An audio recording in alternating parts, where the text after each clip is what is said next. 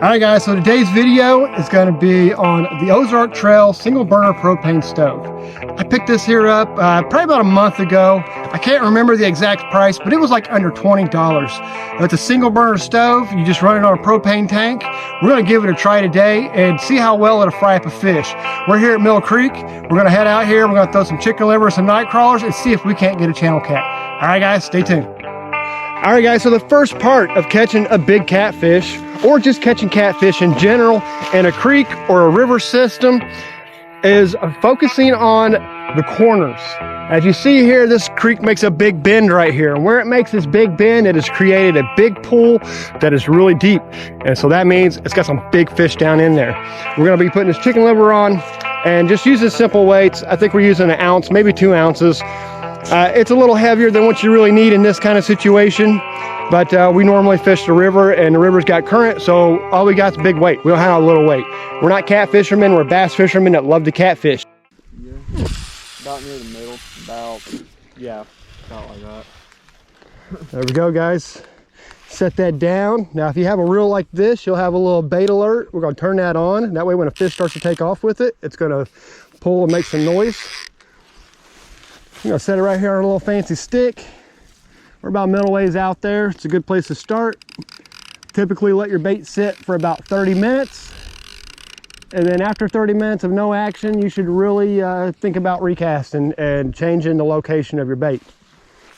All right, Garrett's off over on this side. I'm off over right here. Let's catch some cats. You got one? Yeah. Ah, Garrett's on. What do you got? Good one?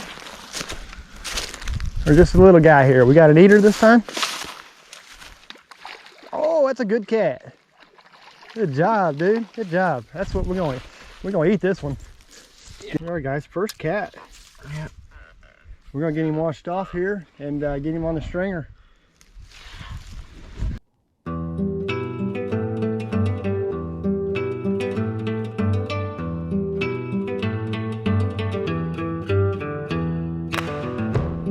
Alright guys, this is our catfish. He's not bad. He's a perfect eater size, about a pound, maybe a pound and a half.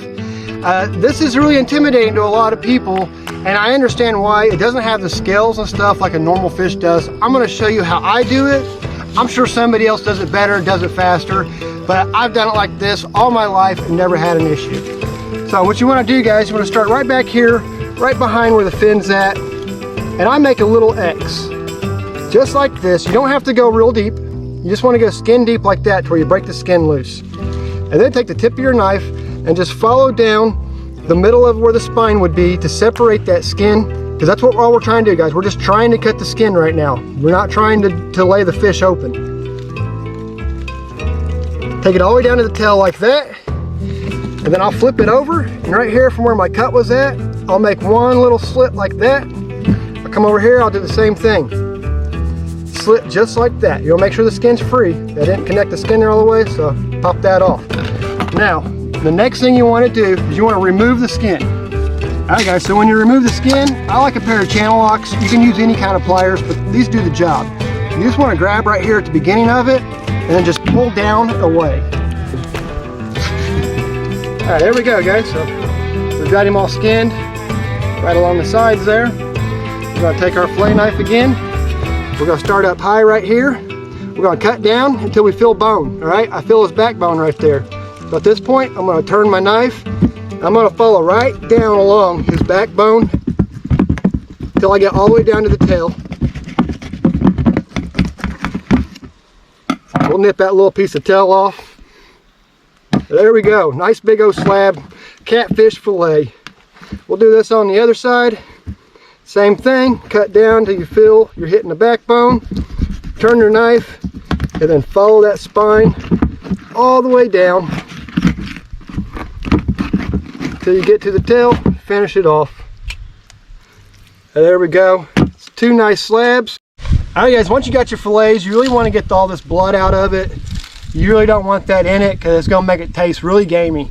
We use some fresh water, or you can head over to the creek if you're man enough, and you can wash it out that way as well. All right guys, stay tuned. All right guys, we got our fish, so let's go ahead and get this little burner assembled. It's really simple. You see, it's just a single little burner. particular propane stove, and all you got to do is mount the propane tank to right here. We're going to screw this in just like so, and we're good to go, guys. We're going to put a little lighter right here to ignite it, turn the gas on right here, and put your little stove on top of it, and you're ready to cook. Let's see, guys, how well it cooks the fish. All right, guys, you got plus and minus here and our B. We're going to turn it over. You hear it come on? So just a little bit. Take your lighter, push your lighter up through the hole if it'll light. There we go, she's lit. We're gonna set our pot on top of here. And we got some oil. We're gonna put some oil in it. We're gonna deep fry these bad boys on the bank. All right, oil in. Go up about quarter of a way up the pot. You don't want to fill this up. All right, guys, what I like to remove when I got catfish is I like to remove this center piece of the meat right here. We're going to cut these into nuggets. So I'm going to start by going right down the side right here.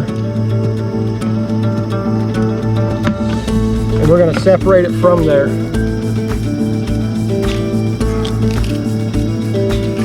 Just like that right there. So in the middle here, you can see, if you look up close, you got like this tough piece of meat right here. It's kind of chewy.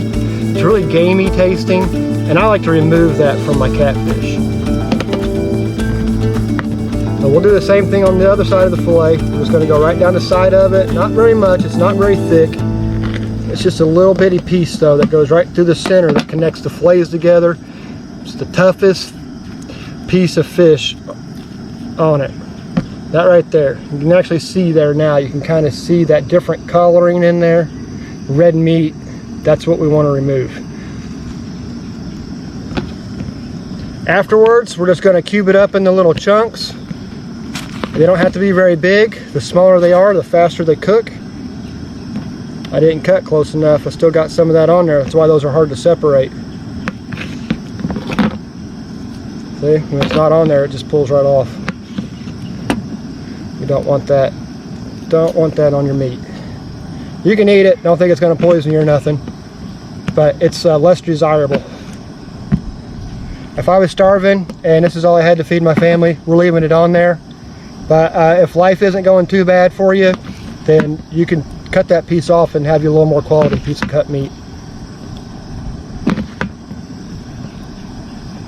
See that there where it had it all gone? The knife just whipped right through those because that's soft, tender catfish meat. And do the same thing here. I'm going to remove this center piece.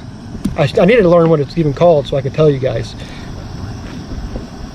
That right there. That piece is good to go.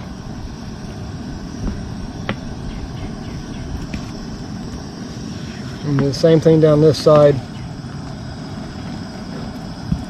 Tony said it's the bloodline. I call it the nasty piece. That's what it is. This is what you're looking to move on a carp as well. People talk about carp being nasty. All you really got to do is remove that center piece. And you wouldn't be able to tell if this was catfish or carp at this point, because they look the same once you open them up. You don't even need a whole bunch of catfish. As you guys can see, one catfish at the right size, good harvesting size, will give you a good little clump of meat. If you took about 4 or 5 of these dudes, you would be pretty set up. You'd be ready to feed the neighbors. All right, guys, this is all you need to get cooking.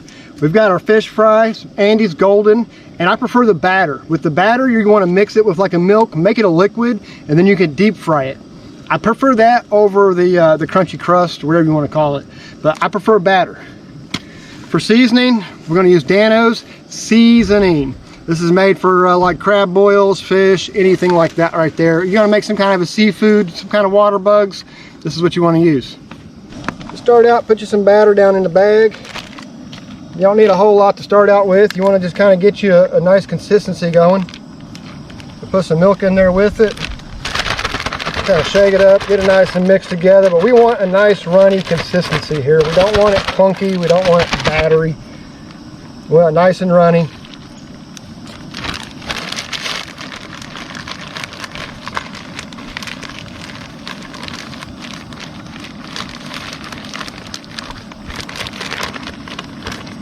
Make sure you get all the clumps out of it. That should be pretty good right there. We may add some as we go, but that's what you're looking for. Right there, you know, a nice mix, almost like you're gonna make cornmeal or cornbread. All right, guys, we're gonna throw all these in here, except for that piece I just dropped. We'll act like that didn't happen. At this point, we'll take our seasoning, we're gonna shake our seasoning all over it, we're gonna give a good mix, and then we'll start dropping them into the oil, which should be getting pretty hot about now. Now we're gonna mix this all up like this, give a nice little shaky shake.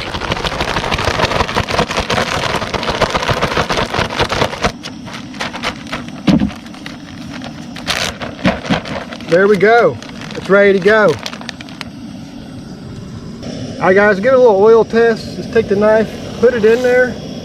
See how that there just kicked right up into the fry mode? That's ready. That's actually a little too hot. And we put our fish in there, it's gonna blister it before we even get going. So we wanna turn this down. All right, guys, once we got them, we're just gonna drop them in here, just like so. Put as many in there as you can fill, but you don't wanna overfill it to where your pot is boiling over the ledge. We are cooking on an open fire, so if we're not careful, we'll have a fire on our hands. We'll set our little stove on fire here. That will be no good. I think one more ought to be good. Right there. I'm gonna wash my hands.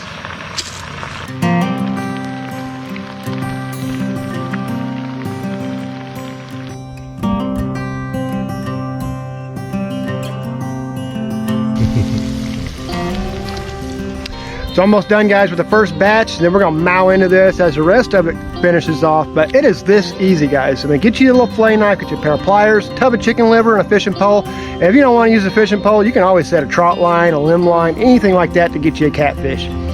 Don't be intimidated by cleaning them, guys. It's extremely easy. It really is. I think it's easier than filleting bluegill by far. One, you're handling a big fish, and for two, all you gotta do is trace out the skin. And you can go all the way around it too if you want. I've done it so much where I just cut it down the back and down the side and pull it from there. But if you follow the fish all the way around, you can pull that skin off real easy in that whole section, guys. All right, let's get this finished up. Well, Garrett, what do you think, man? They're pretty good. Pretty good, pretty good. We've got them going over here, guys. We've already got them started up, seasoned up with the Danos. We had to hit her twice. We really like our Danos, and there's nothing wrong with adding the Danos to it, guys. So this last batch here is cooking up. My honest review, guys, is this thing is more than worth it. One of the reasons why I don't do a lot of catch and cooks is because before I was packing like a grill, or I was packing stuff to start some kind of a fire, and it was just a real hassle.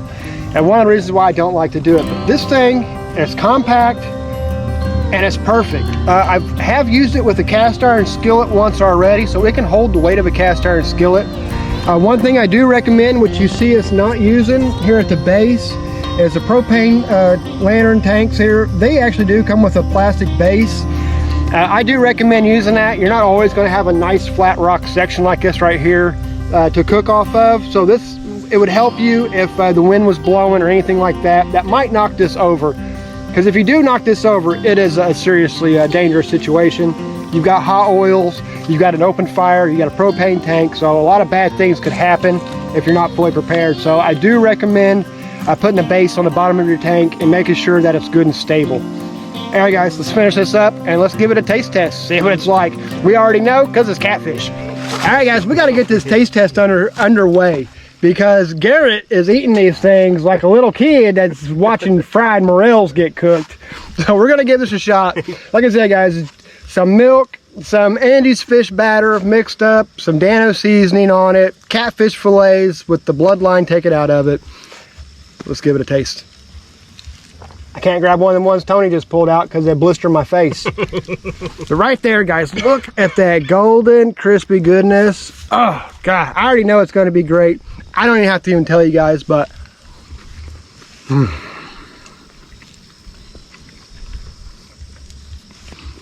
It's so tender, guys. When you remove that little strip, the meat is so tender and there's no little chewy part for you to get in your bite.